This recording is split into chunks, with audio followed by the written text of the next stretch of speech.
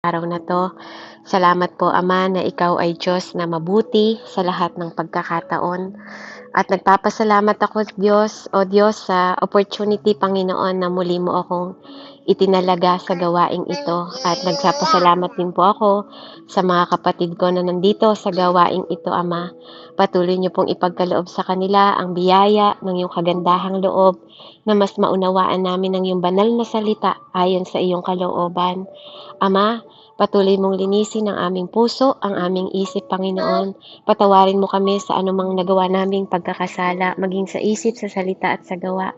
Kapangyarihan mo na patawarin kami, kapangyarihan mo linisin kami, kapangyarihan mo, Panginoon, na baguhin kami sa iyong ayon sa iyong kalooban. Kaya Ama, sa oras na to, patuloy po akong humihingi ng gabay patnubay sa iyong banal na spirito sa oras na to. At ganun din sa aking mga kapatid, Ama, na pagharian mo ang aming mga buhay sa oras na to at hayaan mong kilalanin ka namin ng higit pa kesa kahapon, Panginoon, na mas maging malalim kami sa iyong mga salita, mas maging rooted kami, Panginoon, at hindi kami parang maging bata, Panginoon, na maligaw, Panginoon, sa mga salita mo, Ama. At Lord, ang mga salita mo ang maging lampara namin upang ang aming tamang daan kami mapunta kung saan mo kami tinatawag, O Diyos. At Lord, salamat po sa wisdom, knowledge, and understanding na ipinagkakaloob mo sa bawat isa sa amin. Patuloy kang mag-increase sa aming buhay at kami ang maibaba, Panginoon. Tungtungan mo ako sa aking balikat, ilubog mo ako at ikaw lang ang maitaas sa aking buhay, Ama. Maraming salamat po sa pagkakataong ito, Panginoon, na maipahayag ang iyong salita. Purihin ka dakilang Ama sa pinakamataas na pagsamba. Tanggapin mo ang lahat ng papuri, ang lahat ng pasasalamat at lahat ng pagsamba sa iisang Diyos na buhay na aming sinasamba sa Espiritu at katotohanan sa pangalan ni Jesus, sa ngalan ng Ama, Anak at Espiritu Santo. Amen and amen. So, muli po balikan po natin yung ating pinag-aralan last week po about po sa spiritual understanding. So, ang unang point po natin sa spiritual understanding is yung positioning ourselves. So, mahalaga po na naintindihan natin ang position natin sa harap ng Panginoon. And pangalawa po, yung ating partnership. So, kapag hindi natin naintindihan ang position natin, hindi natin makakapartner ang Panginoon sa lahat ng gusto niyang gawin natin or yung divine will na gusto niyang ipagawa sa bawat isa sa atin. Kasi hindi lang po relationship ang gusto ng Panginoon sa atin, kundi partnership. Amen? So, after po ng partnership at naunawaan natin yon sa pamamagitan ng spiritual understanding, tayo naman po ay dadako sa preparation ng Panginoon. So, sa paghakbang sa pananampalataya, napakahalaga na nasa posisyon tayo, nasa partnership sa tayo para po tayo ma-prepare ng Panginoon. So, ngayong oras na to po, tayo po ay dadako sa number 4 points natin and number 5. So, purihin po ang Panginoon at tayo po ay muling tinipon sa umagang ito. Magandang umaga po, Pastora Mary Lou. Welcome po natin ang ating pastora. Morning. Good morning po. Ayan, so para po maintindihan natin yung gusto po ng Panginoon sa ating buhay, kung paano natin ipoposisyon ang ating mga sarili. Amen? Na tayo po ay nag-after sa gusto ng Panginoon at patuloy nating sinisik yung kanyang the way po ng paningin ng Panginoon at hindi the way ng paningin natin. Sa pagsunod po sa Diyos, mahalaga po ang spiritual sight. Po, at hindi po sa nakikita ng mga mata lang natin. Mahalaga din na naglulonging tayo sa Panginoon. Hinahanap natin siya. At hindi po yung mga kailangan lang natin. Hindi yung hinahanap mo ang Diyos dahil may gusto ka sa Kanya. Hindi po. Dapat nagkakaroon din tayo ng kapanabikan sa Panginoon na makilala po siya ng mas malalim. At sa pagpuposisyon natin sa sarili, doon natin makikita kung ano ang gusto ng Panginoon according sa Kanyang will at magkaroon tayo ng understanding upang ma-describe natin kung anong klaseng relasyon nga ba ang meron tayo sa Panginoon para makarelate po tayo at maunawaan po natin yung mga bagay na hindi niya gustong ipagawa sa atin. So, kasama po ng pagpoproseso sa atin ng Panginoon, yung relationship natin is maging katulad po ng relasyon niya sa kanyang ama. At ngayon po, tayo ay dadako po sa Mark 4. Amen. Hindi ko po alam kung nabasa na ni Jane yung aking message, but welcome po sa bawat isa. So, bigyan niyo po ako ng anyone po na available po na pwedeng magbasa sa Mark 4 po, 35 hanggang 41. Amen? Pati ano? Anong verse? Mark 4 po, 35 hanggang 41. Mark 4. Mark 4, verse. Hindi ko narinig ang ingay ng aso eh. 31 po hanggang 41. Okay, ayan. Ayan po ating pong basahin. Sabi po dito, ayan. Ang katulad nito ay butil ng mustasa na siyang pinakamaliit sa lahat ng binhi. Ngunit kapag itinanim, ito'y lumalago at nagiging pinakamalaki sa lahat ng tanim. Ito'y nagkakasangan Tita, ng Mark 4 mayabong. po yan? Mark 4 po yan? Mark 4 po. Marcos. Yes. Marcos 4, Opo. verse 35. 31. 35 Ay, po. 30. Ay, sorry. Sa 31 ako. Okay, sige pa yan. Pinatigil ni Jesus ang bagyo. Amen. Sabi po dito, kinagabihay sinabi ni Jesus sa mga alagad, tumawid tayo sa ibayo. Kaya't iniwan nila ang mga tao at sumakay sila sa bangkang sinasakyan ni Jesus upang tumawid ng lawa. May iba pang mga bangkang nakisabay sa kanila. Habang naglalayag, inabot sila ng malakas na bagyo, kaya't ang bangkang sinasakyan nila'y hinampas ng malalaking alon at ito'y halos mapuno ng tubig. Si Jesus ay natutulog noon sa may hulihan ng bangka. Nakahilig sa isang unan. Ginising siya ng mga alagad at sinabi, Guro, baliwala ba sa inyo kung mapahamak kami? Bumangon si Jesus at sinaway ang hangin. Tigil at sinabi sa lawa, tumahimik ka.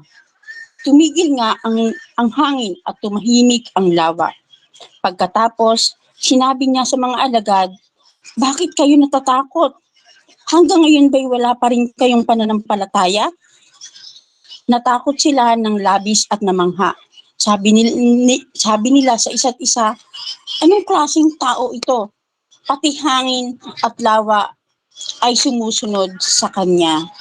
Amen. Hanggang 41 lang pati. Opo, purihin po ang Panginoon. So, Amen. maraming salamat Amen. po.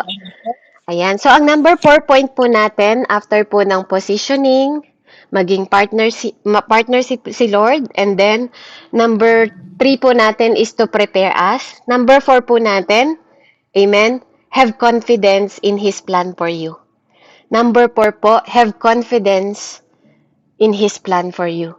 So, sa spiritual understanding po, kailangan po nating maunawaan na kailangan po tayong magkaroon ng confidence sa Panginoon after niya po tayong pinrepare. So, katulad po ng kwentong ito, amen? So, ang main verse pa rin po natin, nasa Isaiah pa rin po tayo. Isaiah 11:2, which is the spiritual understanding. The spirit of understanding po ang pinag-uusapan natin. So, sa spirit understanding po, ito po ang nagpapaunawa sa atin para maintindihan natin ang ating posisyon sa harap ng Panginoon. Amen? At dahil sa spiritual understanding po, makikita din na po natin kung ito rin yung tutulong sa atin na maunawaan ang banal na salita ng Panginoon na binigyan ng inspirasyon ng banal na spirito. Amen? At sabi po ng Espiritu Santo, 'di ba? At sabi po sa salita ng Panginoon, ang Espiritu ng Diyos ang magtuturo sa inyo. Amen? So, ang spirit of understanding po ay isa sa expression po ng Holy Spirit. Bukod po sa fruit of the Holy Spirit, may 7 espiritu po na dapat tinataglay tayo. Uulitin ko po. Ang 7 espiritu po na dapat tinataglay natin sa Isaiah 11 po, verse 2. Muli po, babasahin ko sa inyo. And the Spirit of the Lord shall rest upon him. So, yung number 1 po is the Spirit of the Lord. Amen? Kailangan mapasa atin. Pangalawa po, the Spirit of wisdom and understanding. Pangatlo po ang understanding, the spirit of understanding. The spirit of counsel, number 4. And might, number 5. And the spirit of knowledge, number 6.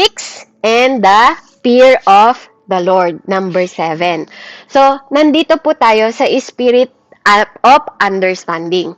So, dito po sa ating mensahe ngayong oras na to, dinala po tayo ng Panginoon sa Mark 4 para maintindihan natin na after tayong pinrepare ng Panginoon, tayo po ay kailangan magkaroon ng confident sa kanyang plano sa buhay natin.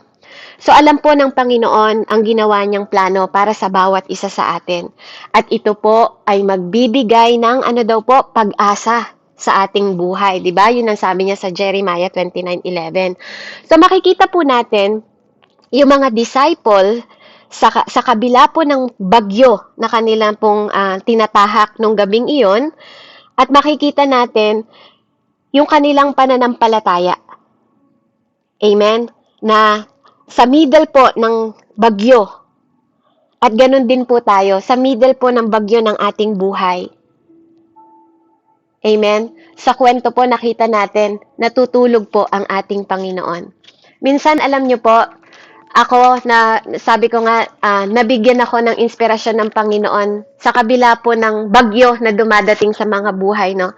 Every time na binabasa ko tong verse na to, ito po yung nagbibigay ng challenge sa akin na sa panahon na nai-stress yung mga disciple, si Jesus natutulog po.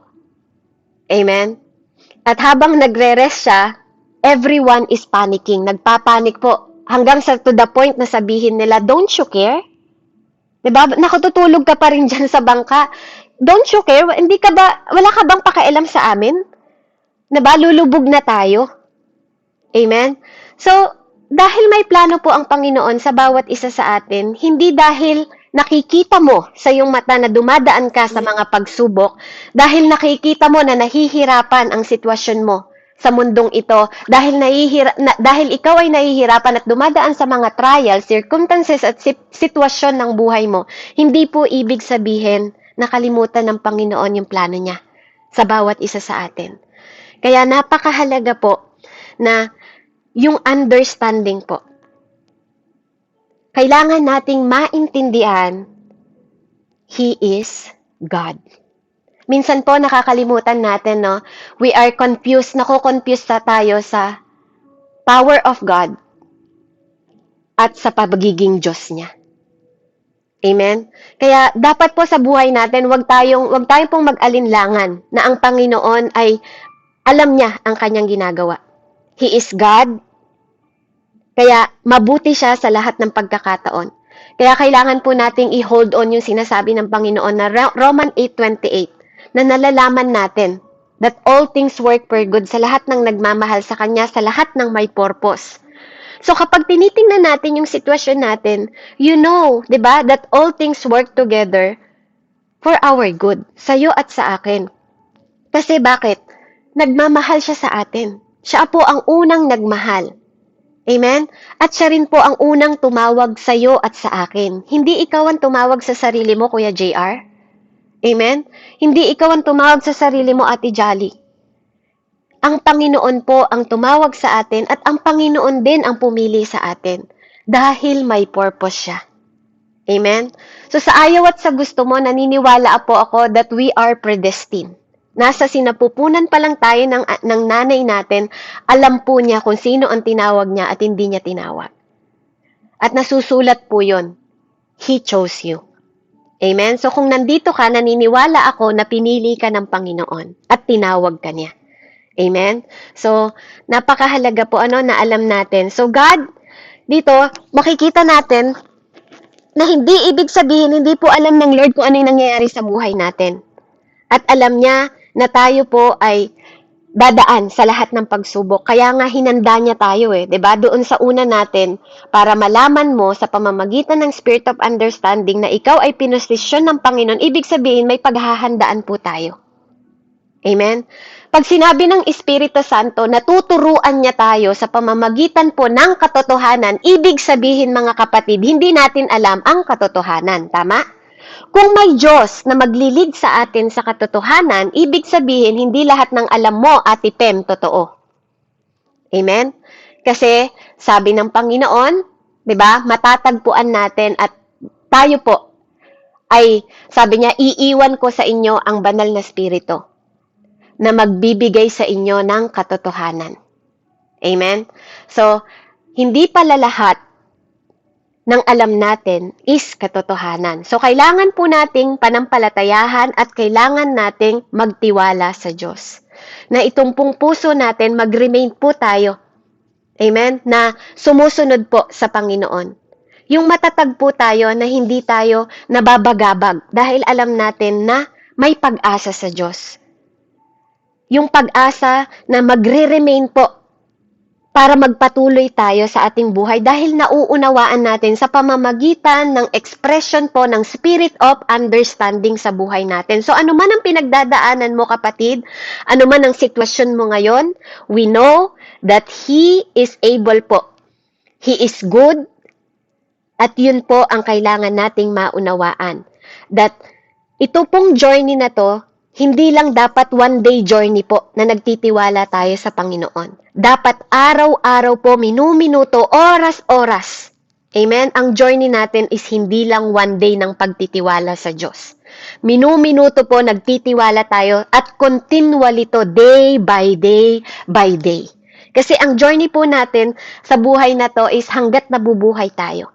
So, hindi pwedeng ngayon, malakas ang tiwala mo sa Panginoon, bukas mahina. Hindi po. Dapat nagpapatuloy, steadfast.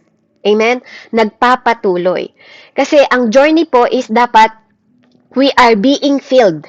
Amen?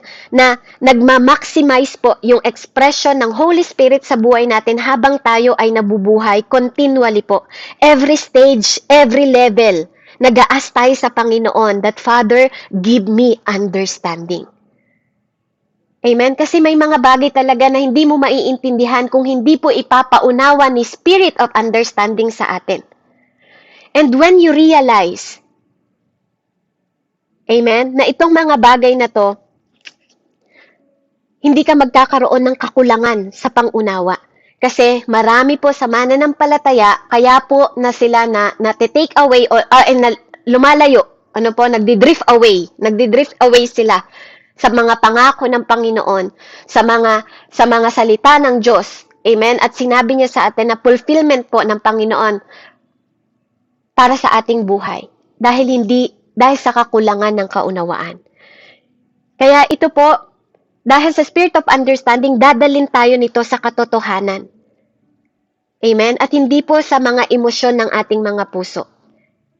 Na kailangan tayo po ay lumakad, amen, sa simplest way po ng Diyos. Huwag nating pahirapan yung sarili natin. Kailangan lang nating magkaroon ng pagtitiwala at confident po sa kanyang salita.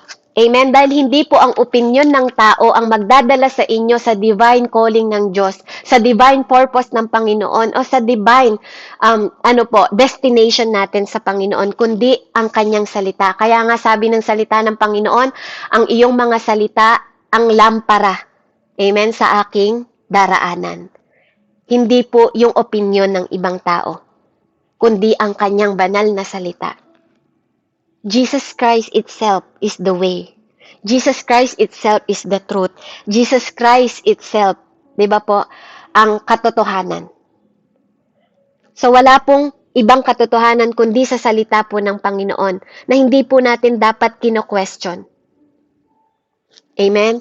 Dahil ang Panginoon po ay mabuti sa bawat isa sa atin. Even sa enemy po natin. You have to change that. Sorry po.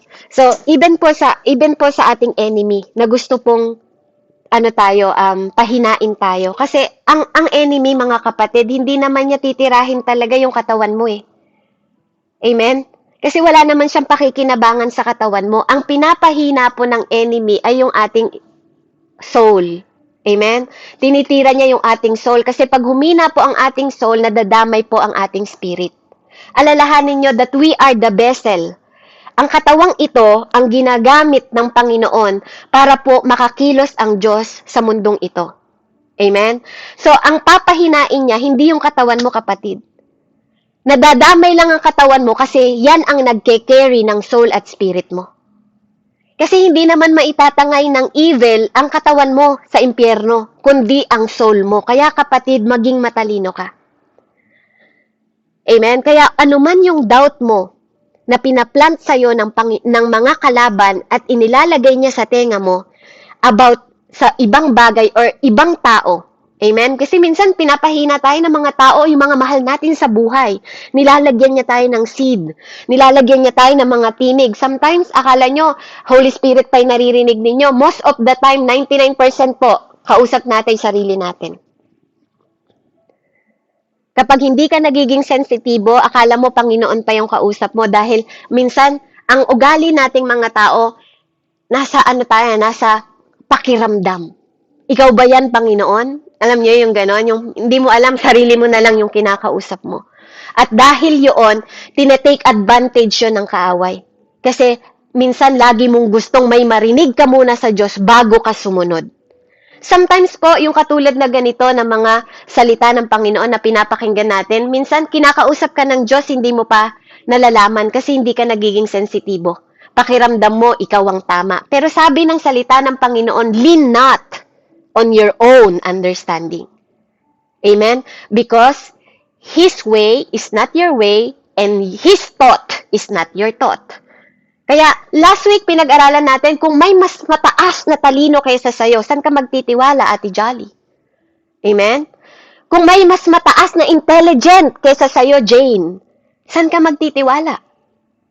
Amen? Doon po tayo sa Panginoon magtiwala at hindi sa ating sariling kaunawaan. Kaya nga napakahalaga po na pinepray natin ang spirit of understanding. Kasi kapag tayo nalinlang, katulad ng pinag-aralan natin kahapon, na nadidistract tayo ng maraming bagay kasi gusto ng evil na mapahamak tayo at hindi tayo makasunod sa purpose natin. Dahil kapag nadistract tayo ng kaaway, anong nangyayari? Nagkakaroon tayo ng delay. Delay tayo sa lahat ng pinapagawa ng Panginoon sa buhay natin. Bakit? There is detour. May mga distraction. Kumbaga, sa pinapagawang kalsada, laging may mga lubak. Napapahinto tayo, imbis na hindi tayo hihinto dahil dapat nakapokus tayo sa purpose at will at calling ng Panginoon sa atin. Pero dahil nadidistract tayo sa sinasabi ng kaaway, sa mga doubt natin, nadidistract tayo, nagdadalawang isip tayo. Amen? Kasi nakikipag-interact tayo sa sinasabi ng kaaway sa atin. Kaya namamali tayo ng spending time imbis na nakakasunod tayo sa gusto ng Panginoon sa atin, katulad ng bagyo. Amen? Sa kalagitnaan ng paglalakbay nila. Kasi sabi ng Panginoon, di ba, maglalakbay sila at pupunta sila sa kabilang pangpang. Do you think sinabi ng Panginoon na ikaw ay dadalhin niya sa eternal life? Pinangakuan ka niya ng eternal life tapos hindi ka niya doon dadalhin? I think we have to ask ourselves, hindi ganun mangako ang Diyos. Amen? Pero dahil tayo ay walang confident sa Panginoon, ito po yung nangyayari sa atin. Nagkakaroon tayo ng pangalawang isip, nagdadalawang isip tayo, nag-aalinlangan tayo sa Panginoon. So, nakakahanap ang kaaway ng avenue to come at i-plant sa atin yung buto ng, pag-aalinlangan. Buto ng desperation. Buto ng discouragement. Buto ng hopeless. Diba? Nawawalan tayo ng pag-asa. Imbis na yung buto, yung mga pangako ng Word of God na tinatanim sa atin na dapat lumalago sa atin, lalo tayong nagiging rooted at lumalalim, hindi. Dahil nagkakaroon tayo, amen? Nagkakaroon ng pintuan na bukas yung kaaway para tayo madistract. Kaya dahil sa understanding na binibigay sa atin ng Panginoon, ito yung tutulong sa atin para sana maging grounded tayo in Him, sa Panginoon po. Pero kung papahintulutan natin yung lahat ng seed ng destruction na to, lahat ng desperation na to, discouragement at hopeless, di ba? Hopeless seed na itatanim sa atin ng kaaway, ito yung nagbibigay sa atin ng dahilan para hindi tayo maging grounded sa Panginoon. Amen? Kaya number 5 po, after mong naging confident, di ba? Kailangan mo maging confident at magtiwala sa Diyos. Number 5 po, kailangan nating maging grounded in God with understanding. Hindi ka lang grounded po, kasi ang pagiging grounded natin, kapag hindi sa foundation ng Panginoon at wala tayong kaunawaan, mahihirapan po tayong mag-grow. Kaya by the spirit of understanding, amen, matututunan natin ang totoong maging grounded o kaya rooted na tinatawag. Amen? Kailangan malalim yung pagkutkot ng ugat natin bilang puno, parang isang puno na nakatayo. Tingnan nyo po yung mga puno na nakalabas yung ugat. Kapag kita mo ang mga ugat ng puno, hindi po yun matibay. Amen? Napakahalaga po na kumukutkot sa ilalim. Rooted ka na kahit anong bagyo, hindi ka po tutumba. Amen? So dito maiintindihan natin na ang Panginoon po gusto niya na maging grounded tayo sa Kanya. Ang Diyos ang maging foundation natin. Kasi po, kailangan nating maging grounded, hindi lang grounded sa Panginoon, grounded tayo sa Lord, kundi dapat grounded din tayo in understanding in Him. Dahil doon, kung magiging grounded tayo ng pangunawa sa Panginoon, hindi lang sa Kanyang salita, nauunawaan din natin ang salita ng Panginoon, yun ang magpapahayag sa atin ng katotohanan. That way, amen, hindi natin kailangang sisihin ang Panginoon sa lahat ng nangyayari sa atin. For example po, hindi natin pwedeng sabihin na pinush mo kasi ako dun, Lord eh. 'Di ba? Lord, hindi naman ito yung pinipray ko sa'yo, 'di ba? 'Di ba? Lord, bakit ang dami-dami kong atake in the middle of the night, inaatake ako ng mga kaaway? Hindi natin pwedeng isisi sa Panginoon yon kung meron tayong pangunawa sa mga bagay na nangyayari sa buhay natin, kung anumang bagyo o alon po ang dumating sa ating buhay. Dahil tayo ay grounded ng salita ng Diyos, grounded pa tayo ng understanding, wala tayong kailangan isisi sa Panginoon. Dahil kapag tayo ay grounded, nauunawaan natin, meron tayong deeper understanding sa Panginoon. Kasi yung understanding natin, yun ang totoong magtatanim sa atin at magpapalalim po sa atin. Kahit pa dumating at magbumulong sa atin ang kaaway, kahit pa anong sabihin niya sa atin, hindi natin sasabihin sa Panginoon na, don't you care? Nagmamalasakit ka ba talaga sa akin, Panginoon? Nakikita mo ba talaga yung sitwasyon ko, Panginoon?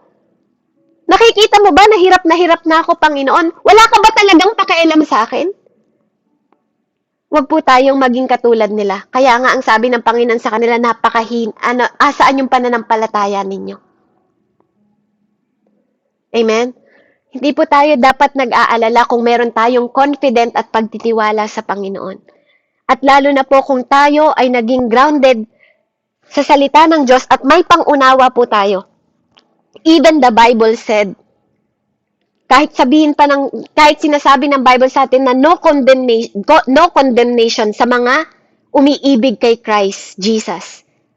And yet, pag yung kalaban bumulong sa atin, di ba po, nagkakaroon tayo ng bukas na pintuan para i-bring yung condemnation sa sarili natin. Kahit alam natin na pinatawad na tayo ng Panginoon, kahit alam natin na nilinis na tayo ng Panginoon, kumikilos pa rin po yung kaaway sa buhay natin at minsan natatalo pa rin tayo. Kaya ito po yung katotohanan, amen, na nangyari po sa ating mga mananampalataya. Pag sinabing there's no condemnation to those who love in Christ, to those who believe in Christ, bakit dumarating pa rin sa atin yung point na kinokondemn natin yung sarili natin? So sino po ang nalilin lang dito? Hindi ba totoo ang sinabi ng Diyos? O tayo po ang may problema sa understanding natin? At yun ang karamihang nangyayari po sa lack of understanding ng mga Kristiyano sa mundong ito. Amen? And I believe po, bawat isa sa atin pinagdaanan po yung prosesong ito. Kaya makikita natin how many believers ang lumalakad sa Panginoon na punong-puno ng guiltiness. How many believers ang lumalapit sa Panginoon na punong-puno ng kahihiyan. How many sa mga believers na punong-puno ng doubt yung kanilang puso na hindi ako karapat-dapat, Panginoon? O how many sa mga believers ang punong-puno ng takot lumakad sa Panginoon kasi takot na takot sa shadow ng mga nakalipas nila? Anong sasabihin na lang ng mga dati kong kaibigan na dati nila akong kilala na addict tapos ngayon sumusunod na ako sa Diyos? Anong sasabihin ng dati kong kainuman na ngayon sumusunod na ako sa Diyos dahil nahihiya ka? Amen? Doon po tayo nagmula lahat. Pero kung naiintindihan natin, yung positionin natin, yung partnership natin sa Panginoon, kung paano tayong pinrepare ng Diyos at nagkaroon ng confidence sa Panginoon, tapos ito pa'y number 5, magiging grounded tayo. Amen? Kaya maraming mga mananampalataya ang kulang na kulang po sa karunungan at kaalaman. Pati kahit nasa Panginoon na sila, sinasabi nila na naniniwala sila sa Panginoon, pero they don't understand na may Ama sila sa langit.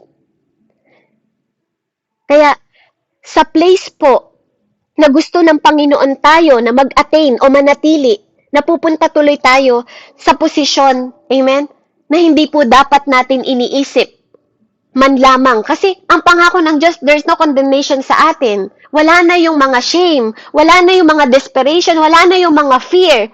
Pero maraming mga mananampalataya nandun pa rin po nakakulong sa sitwasyon na yon.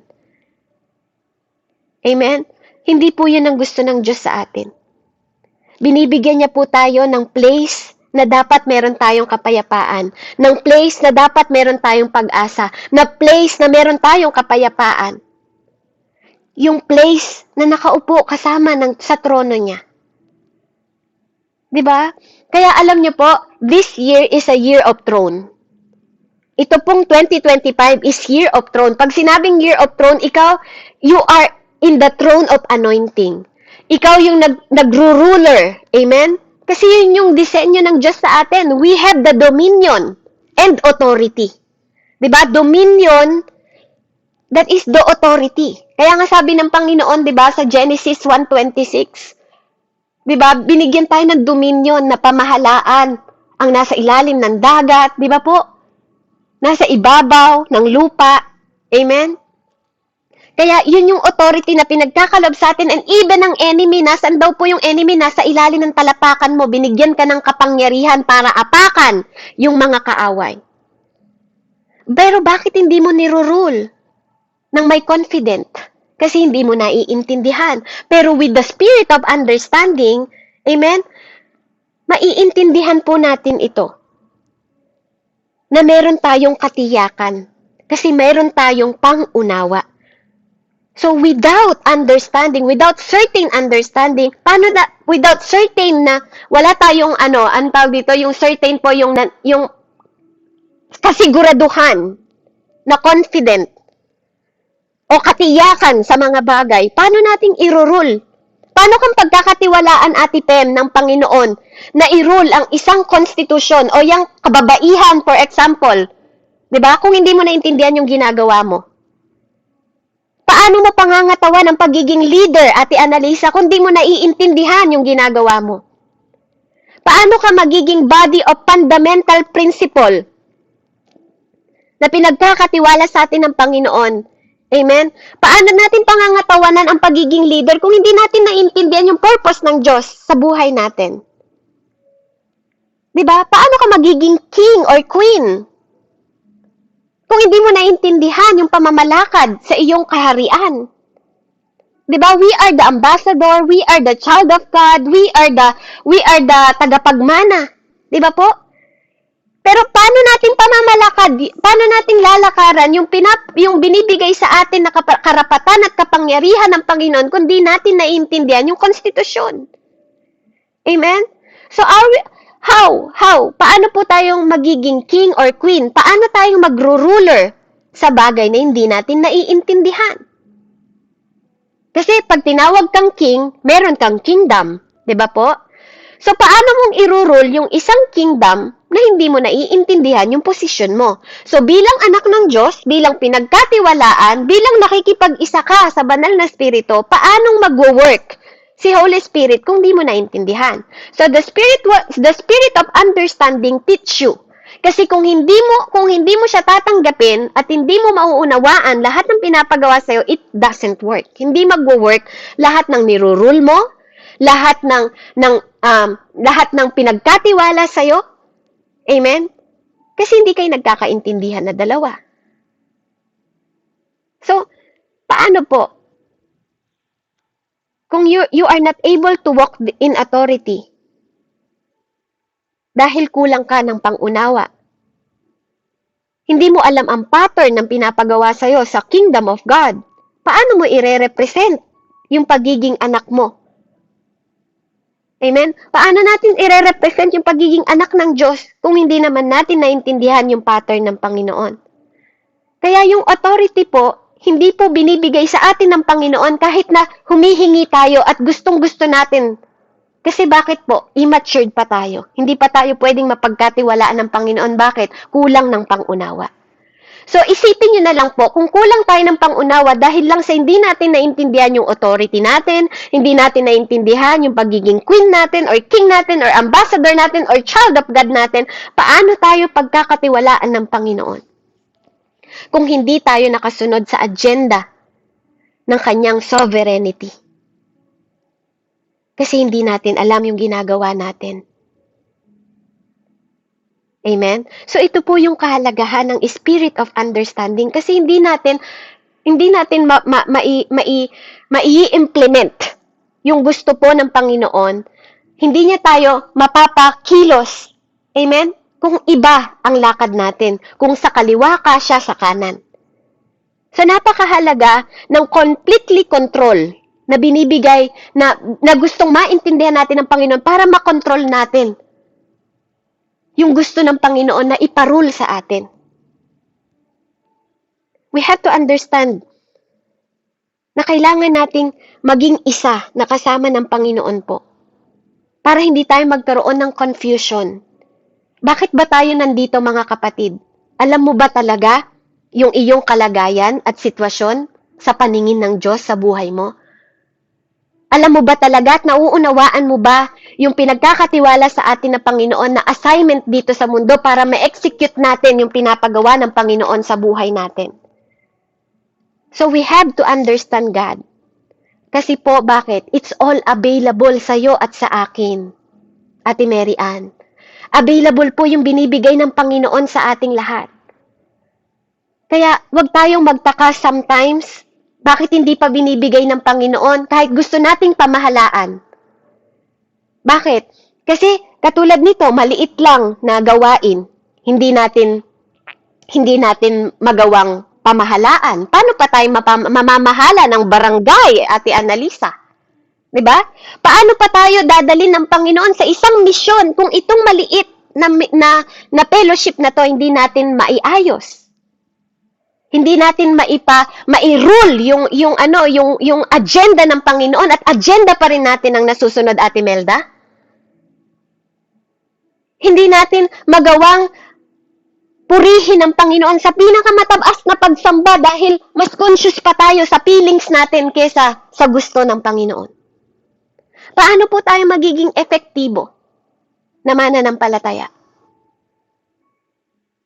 So, yung understanding, yung spirit of understanding po, ito yung nagbibigay sa atin ng pagkakataon na binibigay po at available sa iyo at sa akin. Hindi ko po sinasabing hindi to available. Pero gusto ko pong maunawaan ninyo na kung hindi natin nauunawaan yung posisyon natin na pinrepare ng Panginoon para sa bawat isa sa atin na kailangan tayong magkaroon ng confident, maging grounded at rooted with understanding po na nagmumula sa Panginoon. Dahil lahat to benefits para sa iyo at para sa akin. Binibigay niya to at ginagrant niya sa lahat ng makakaunawa. Hindi niya kasi pwedeng ibigay yung kapangyarihan kung di mo alam gamitin. Kasi baka pumatay ka lang ng maraming tao sa pamamagitan ng dila mo. Amen? Kasi bakit? Wala ka self-control. Kung wala kang understanding sa kapangyarihan ng Diyos, baka magamit lang natin ito. Dahil immature pa tayo. Kaya thank God, there is available na spirit of understanding na magpapaunawa sa atin kung bakit kailangan nating maunawaan dahil hindi po biro yung tronong binibigay sa atin ng Panginoon, mga kapatid. Kung ang palagay mo, tumanggap ka lang sa Panginoon, hanggang dun na lang nagkakamali ka. Napakalaki po ng gawaing binigay sa atin ng Panginoon. Napakalaking responsibilidad bilang ambassador at anak ng Diyos. Napakalaking benepisyo na binibigay sa atin at hinahandang available ng Panginoon para sa bawat isa sa atin na magsagawa dito sa mundong ito. Ipinagkakaloob niya po para sa bawat isa sa atin. Hindi niya po pinagdadamot. Pero kailangan nating maunawaan yung kapangyarihan na binibigay ng Diyos sa atin bilang mga anak. Kaya matutunan po nating maging epektibo. Matutunan nating lumakad sa divine will ng Panginoon, sa agenda ng Panginoon, sa kapanawagan niya sa atin dito sa mundong ito. Amen? Dahil kung ganun po ang mangyayari, matututunan nating i-take advantage ito at hindi po baliwalain. Hindi para ipagyabang lang o gamitin ang kapangyarihan para manipulahin ang ibang tao o ibang mananampalataya. Hahawakan natin yung kapangyarihan, pagiging anak, posisyon ng may pangunawa. Ng may pagmamalasakit at pagmamahal sa ibang tao. Bakit po? Rooted ka na eh. Grounded ka pa with understanding in Him. Hindi na sa sarili mo. Hindi na to tungkol sa atin. Tungkol na to sa kingdom of God. Kaya bilang kingdom asset, amen, matututunan nating ipalakad, amen, yung will ng Panginoon, hindi na yung mga wants at gusto natin. Tayo yung magagamit ng Panginoon na maging tool dito sa mundong ito para maging successful at victorious tayong Kristiyano na lumalakad sa mundong ito na puno ng pangunawa. Diba? Filled ng Spirit of God, filled ng counsel, filled ng wisdom, filled ng might. Amen? At may fear of God. So the seven Spirit of God po, kung ito yung magmamanifest sa buhay natin, katagumpayan at victorious po ang nakahanda. Victory po ang nakahanda para sa bawat isa sa atin. Kaya, sa panahon na to, meron tayong different stages po ng ating pananampalataya. Pero, mga kapatid, pinapaalam sa atin ng Panginoon na available po. Available po ang expression ng seven Spirit of God para sa iyo at para sa akin. Para maging able tayo na mag-grow pa. Amen? Mag-grow tayo kasama nila. Hindi lang yung bunga ng banal na spirito na punong-puno ka ng pagmamahal, pagtsatsaga, pagtitiis, kagandahang loob, mabuting paggawa ng mabuti, self-control, pananampalataya, kapayapaan. Hindi lang yun yung available, mga kapatid. Meron pang seven na Spirit of God na gustong mag-manifest sa iyo at makiisa sa iyo. Amen? At isa po ang spirit of understanding, kapatid, para makapamahala tayo sa pinagkakatiwala, malaking obligasyon, malaking responsibilidad. Maaring wala kang titulo ngayon, maaring hindi ka pastor, maaring hindi ka teacher, pero kapatid, sapat na ang pagiging anak ng Diyos. Amen? Para gumawa tayo sa ubasan ng Panginoon. Napakalaki na pong responsibilidad ang maging anak ng Panginoon na magkaroon tayo na ng malalim na pangunawa. Amen? Para magamit at maging epektibo tayong mananampalataya. Hindi na po tayo anino ngayon, katulad ng dati. Nagmanifest na po. Dumating na po ang banal na spirito. This is the power of the Holy Spirit sa buhay natin. Amen? So, kung magiging available sa atin, kaya nating i-express, amen, yung desire, yung way ng Panginoon sa perfect will niya para sa iyo at para sa akin, para ma-establish tayo sa buhay na to na nakahanda, na available para sa iyo at sa akin, Ate Maripe. Because God want to establish you. God want you to be victorious. God want you to be success. Amen? So, mag-take time po tayo to meditate. Amen? Yung understanding na pinapaunawa po sa atin ng Panginoon. Amen? Pabasa nga po sa 1 Corinthians 14, verse 20 po.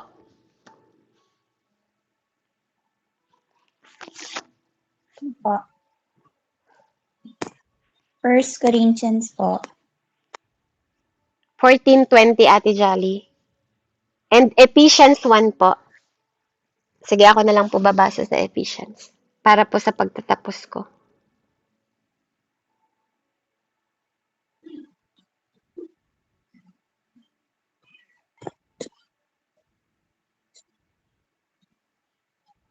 Sige po, ito po. Sabi po dito,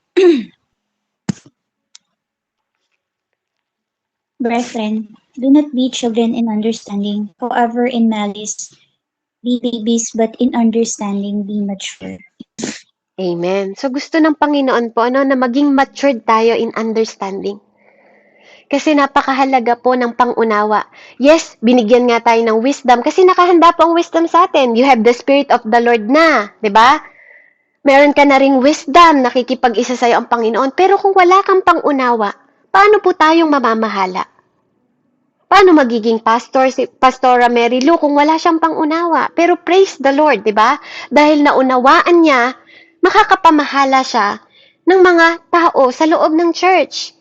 And yun po yung gusto ng Panginoon sa atin at available po yun sa atin na mag-matured daw po tayo.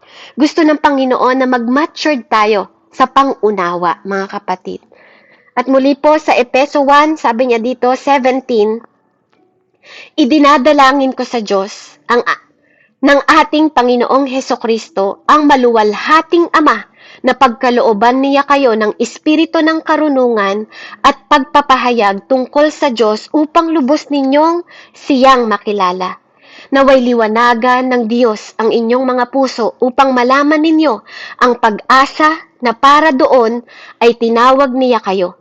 Kung gaano kasagana ang pagpapalang inilaan niya para sa kanyang mga banal, at kung ano ang di masukat niyang kapangyarihan na kumikilos sa atin, na mga nananalig sa kanya. Ang dakilang kapangyarihan ding iyon, ang muling bumuhay kay Kristo at naupo sa kanya sa kanan ng Diyos sa kalangitan. Mula roon ay namumuno si Kristo sa lahat ng paghahari, kapamahalaan, kapangyarihan at pamunuan sa kalangitan. Higit na dakila ang kanyang pangalan kaysa sa lahat. Hindi lamang sa panahong ito, kundi maging sa darating.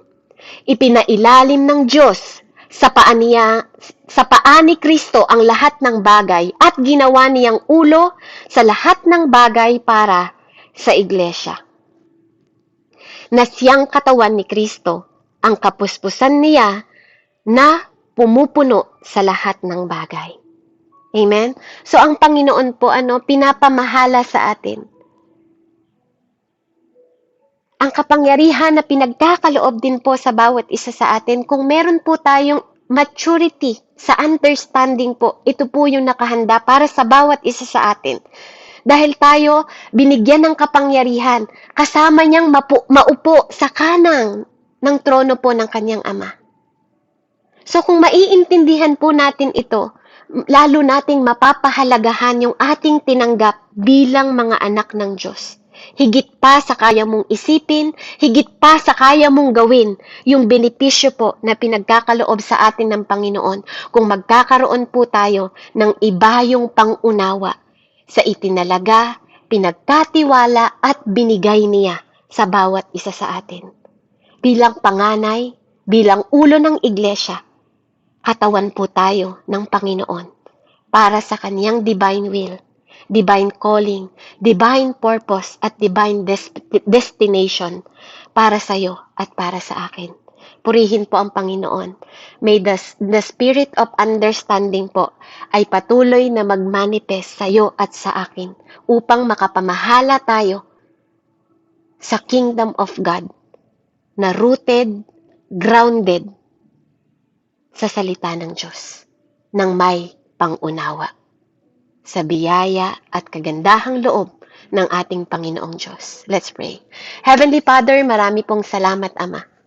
Tunay, Panginoon, na malaking trabaho po ang pinagkaloob at pinagkatiwala mo sa bawat isa sa amin, higit pa sa presidente ng bansa, higit pa sa barangay captain, Panginoon, higit pa sa mga mayor o mga governor, Panginoon, ang ipinagkakatiwala mo sa bawat isa sa amin kung magkakaroon kami ng malalim na pangunawa sa mga hinahangad mo at hinanda mo para sa bawat isa sa amin. Ama, salamat po sa spirit of understanding na nagmamanifest at magmamanifest sa bawat isa sa amin, Panginoon, ang seven spirit of God na ma-express po sa amin bilang isang anak ng Diyos na nakipag-isa sa iyo, Ama, at tinanggap ka na maging sariling tagapagligtas at aming Panginoon. Ama, tulungan mo po kami kung paanong ang banal na spirito ay tumulong sa iyo, ganun din kaming tulungan sa oras na to na hindi lang ang bunga, even ang expression ng Seven Spirit of God ay magmanifest po sa bawat isa sa amin sa buhay ni Ate Maripe, ni Ate Rosalie, ni Ate Melda, ni Tita Annalisa, ni Ate Monica, ni Ate Pem, ni Ate Jolly, ni Ate Mary Ann, ni Ate Rowena, ni Ate Kat, ni Ate Jane, ni Pastora Mary Lou, ni Ate Brenda, ni Ate Gerani, ni Ate Mami, ni Ate Meds, ni Ate Jenna, ni Kuya JR, Panginoon, in the mighty name of Jesus, Father God. May the spirit of understanding, Father God, will teach us, Panginoon, sa deeper na kapanawagan mo sa bawat isa sa amin. Ama, patuloy nawa ikaw ang maging pundasyon namin kung paanong nagkaroon ng confident, Panginoon, ang bawat isa at ang bawat disipulo mo, ganun din kami na mga anak mo sa panahong ito, upang maging epektibo kami, Panginoon, na anuman ang dumating na bagyo at alon sa amin. Lord, magkakaroon kami ng kapayapaan, magkakaroon kami ng pag-asa, Panginoon, hindi kami madi-discourage, hindi kami madi-distract ng kaaway, Panginoon, dahil alam namin na ikaw ay mabuti sa lahat ng pagkakataon, and all things work for our good, Father God.